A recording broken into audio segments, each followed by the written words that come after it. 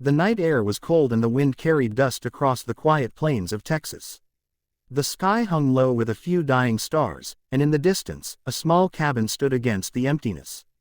Inside that cabin, a young woman named Clara sat by a dim fire, patching an old quilt with her tired hands.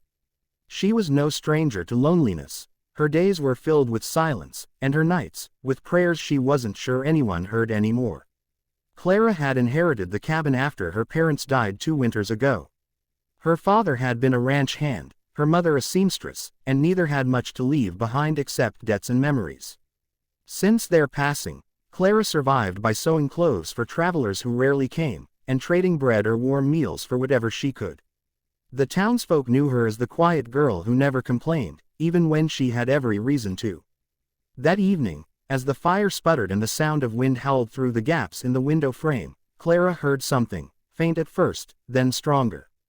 Hoofbeats. She froze, her needle pausing midair. Nobody rode this way after dark. Grabbing the old rifle her father left behind, she went to the door, cracked it open, and saw 2 horses struggling up the hill. A tall man was holding the reins of one, and on the other sat a small child wrapped in a shawl. The man's hat was tilted low, his coat covered in dust, and his horse limped as if it had been ridden for miles without rest.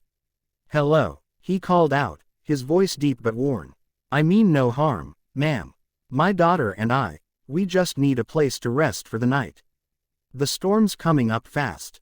Clara hesitated, her instinct warring with her kindness. Strangers could be dangerous, but so could the cold wind outside.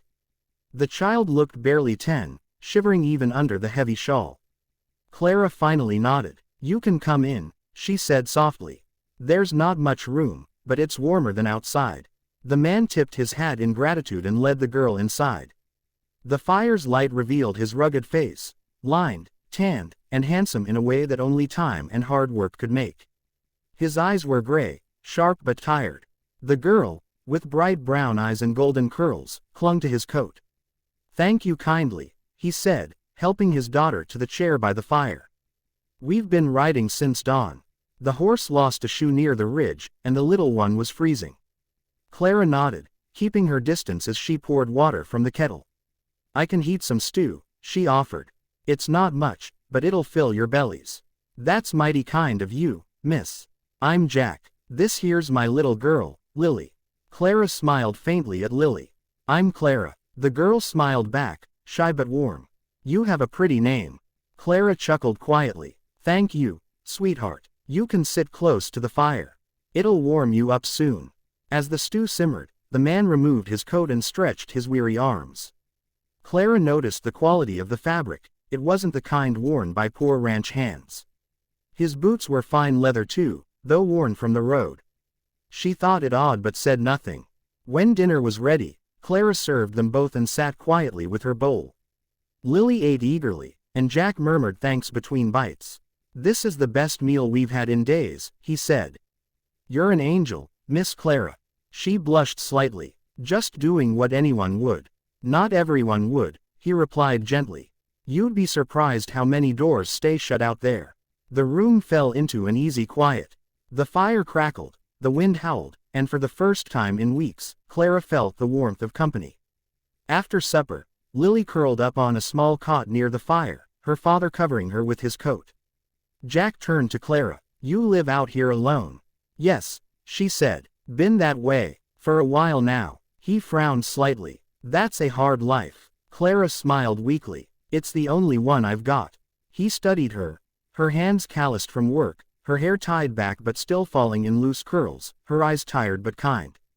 "You remind me of someone I used to know," he said quietly. "My wife. She was strong too. Never complained, even when life got rough." "I'm sorry," Clara said softly. "She's gone." He nodded. 3 years now. Fever took her. Since then, it's just been Lily and me." Clara looked at the sleeping girl, then back at him. "She's lucky to have a father like you." He smiled faintly. "I reckon I'm the lucky one." They talked a while longer, about simple things. The land, the cattle drives, the weather. Jack didn't say much about himself, and Clara didn't cry. When the fire began to fade, she spread her old quilt for him on the floor and took her seat by the window. "Get some rest," she said.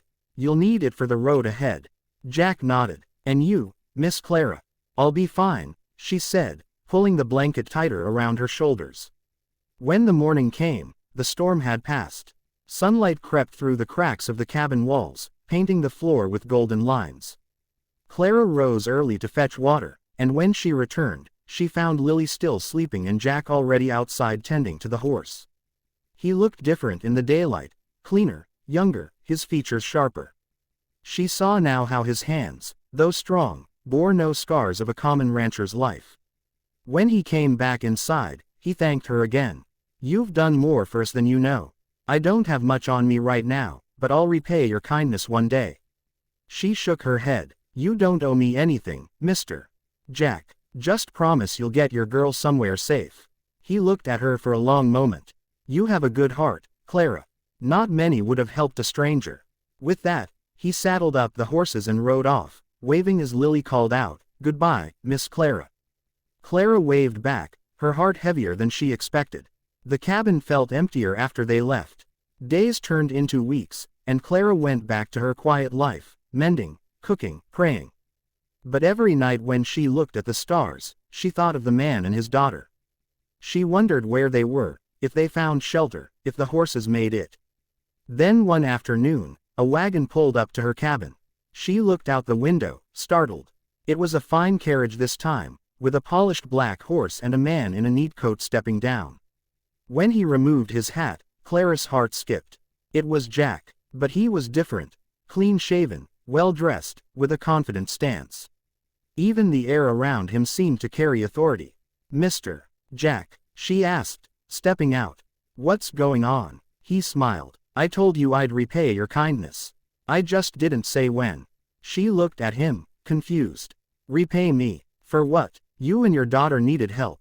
That's all. He gestured toward the carriage.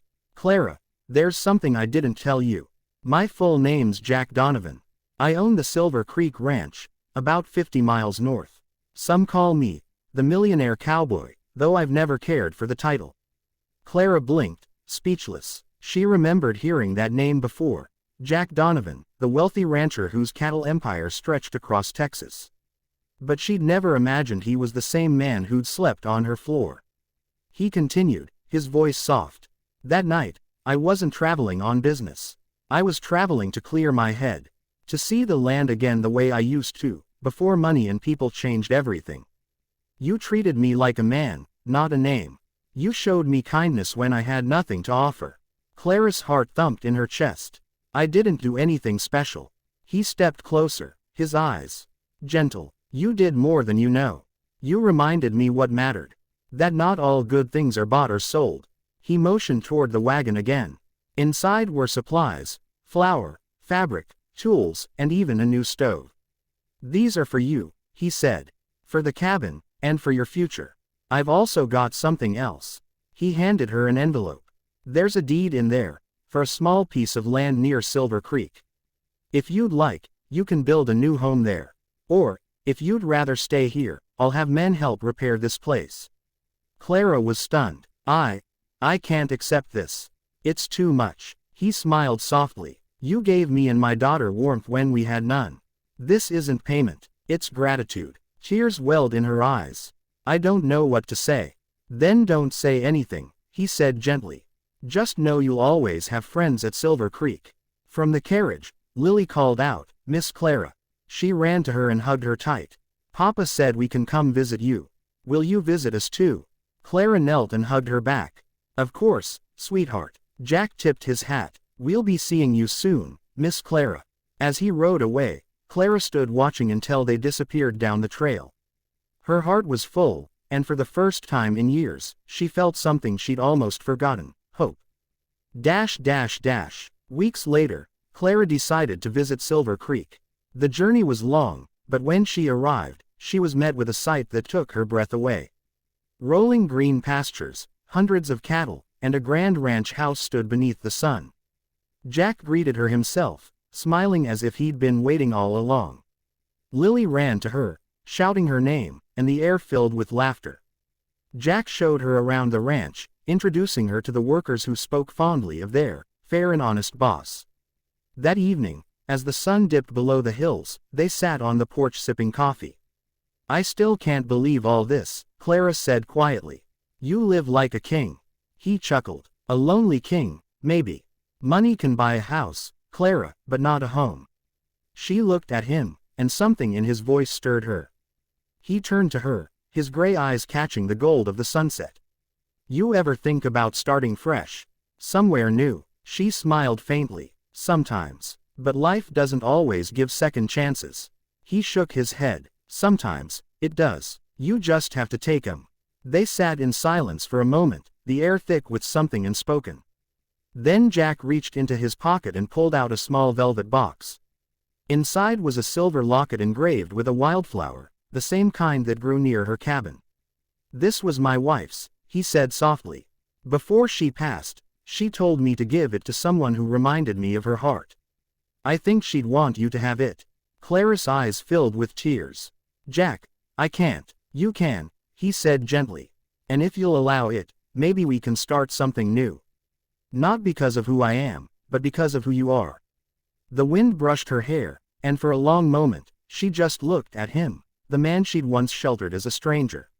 Now, standing before her, he was offering more than gratitude. He was offering a life she never dared to dream of. Clara smiled through her tears. "You sure you want a poor girl like me on your rich man's ranch?" He grinned. "Money doesn't make a person rich, Clara. Kindness does. And you've got more of that than anyone I've ever met." As the last light of sunset fell across the land, she took his hand. It was rough, strong, and steady, like the promise in his eyes. From that day on, Clara's little cabin was never lonely again. Whether she stayed there or built anew near Silver Creek, her heart had found its home, not in wealth, but in love born of a single night's kindness. And on quiet evenings, when the wind carried the sound of cattle and the stars lit the wide Texas sky, Jack would pull her close and whisper, "Funny thing, Clara. You gave a poor man shelter once." She'd smile and rest her head on his shoulder. "And I didn't even know he was a millionaire cowboy." If you enjoy this video, please like, share and subscribe to our YouTube channel for more videos.